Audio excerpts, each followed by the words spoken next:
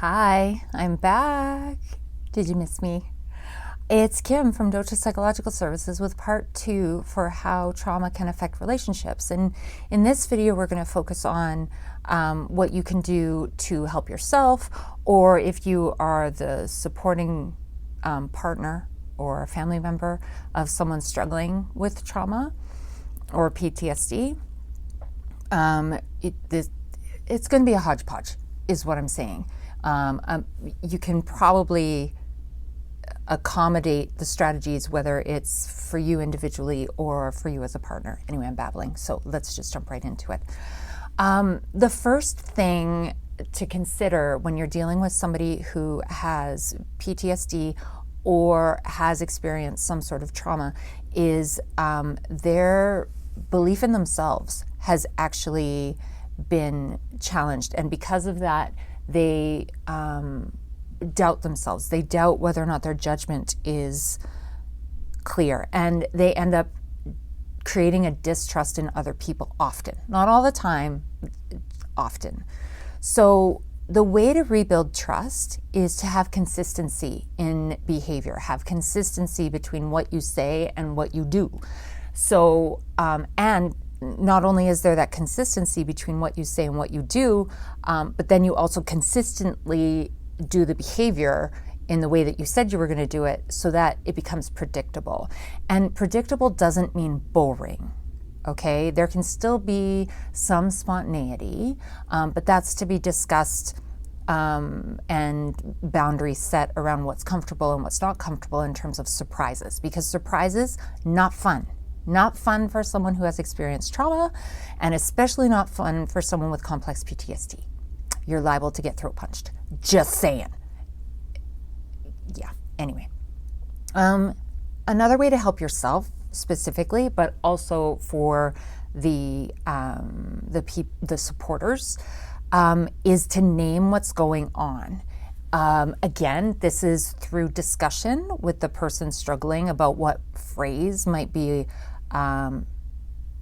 more effective to use that won't, tick them off or make them feel shame or whatever, right? We don't want to push that button. However, we also want to name, hey, wait a minute, what's going on? And it can be that simple as just asking the person, what's going on for you right now? I'm a little confused by the response.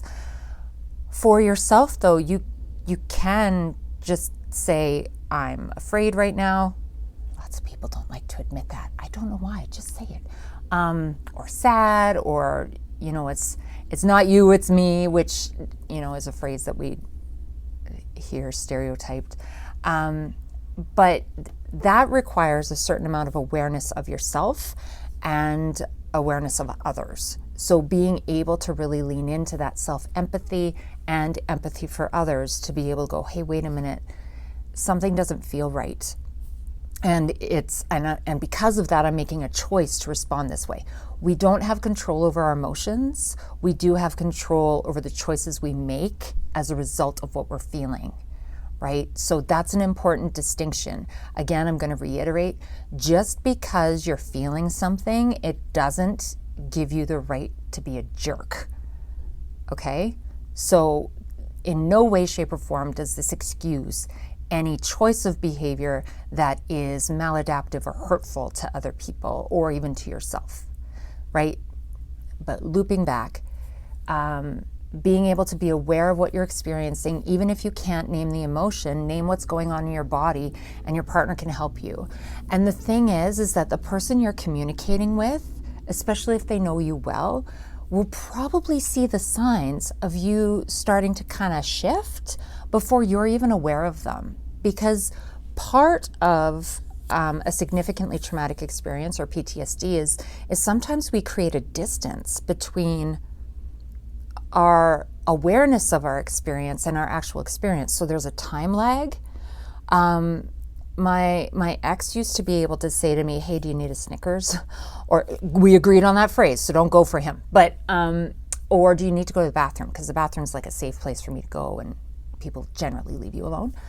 And what that did is that was my cue phrase. Those were my cue phrases to be able to say, ooh, he's noticing something in me that I haven't become aware of yet, and he's catching me when I'm in that lower level of activation so I can actually do something about it.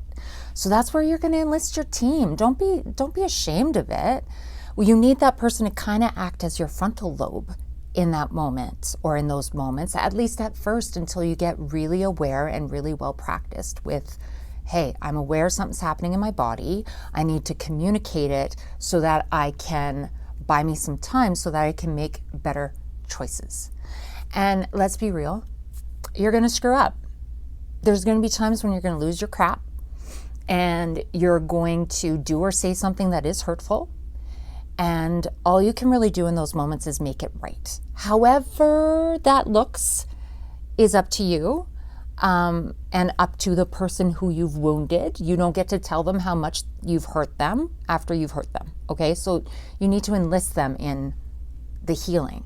But let's also be clear. Sorry without change is manipulation. So if you're going to apologize for what you've done, then you need to take accountability for that and figure out, how am I going to attempt to change it and communicate that to the other person. That's all part of an effective apology. Okay. Another strategy. So all of that was around trust, communication, enlisting a team, being aware, all of those things. And I mean, that's complicated to begin with. I'm aware. But that kind of goes with the next part, which is seek some help. You can go to a therapist. I'm not saying you have to go to a therapist, although I kind of think that's the gold standard, but whatever. Go enlist people to help you, to be that sounding board, to become more aware, to practice. Those are all really important ways to help the relationship flourish.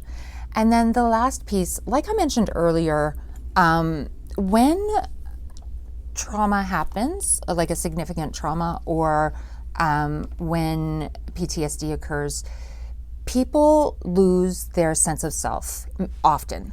And as a result, they no longer trust others, but they also no longer trust themselves. And this is because there was a sense of helplessness at the time. Their resources were overwhelmed, and they discovered, I couldn't help myself. So now there's a sense of overwhelm. There's a sense of, wow, if I can no longer trust myself, if I can no longer feel empowered in my body, in my essence, then who am I? And that can show up as anger, or that can show up as helplessness, like a retreat from the world, or both, kind of yo-yo.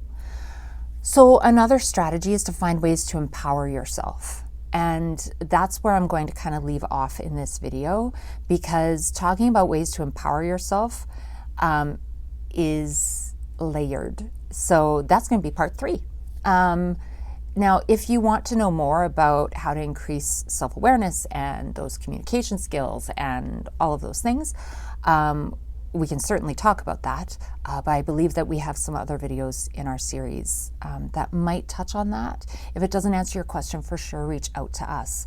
But like I said, for now, try to focus on rebuilding trust through consistency in action and behavior, consistency across periods of time, going back and making it right and doing an actual apology with change, and being able to communicate what your experience is, and ask for help, enlist your team, and then we will dive into how to empower yourself and how you can help to empower someone depending on what your role is.